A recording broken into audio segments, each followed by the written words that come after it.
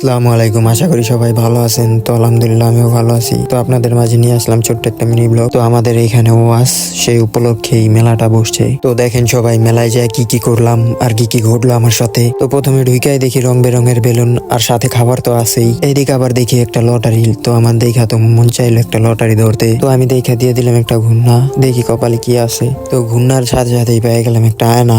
তো আয়না দিয়ে আর আমি কি করুম, তো আয়না দিয়ে আর আমি এখন কি করুম, ভালোভাবে মুখ টুক দেখা ভাব নিয়ে নিলাম।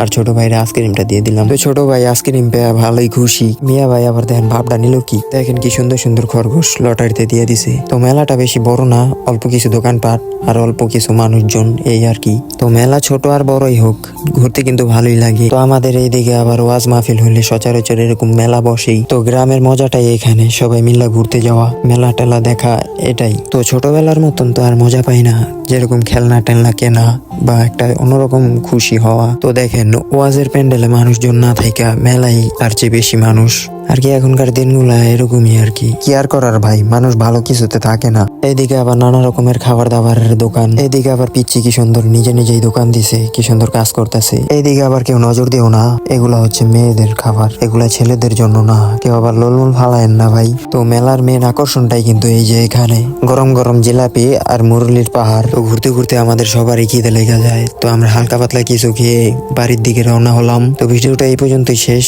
আশা করি সবাই ভালো লাগছে। তো ভালো থাকবেন, সুস্থ থাকবেন, আল্লাহ হাফেজ।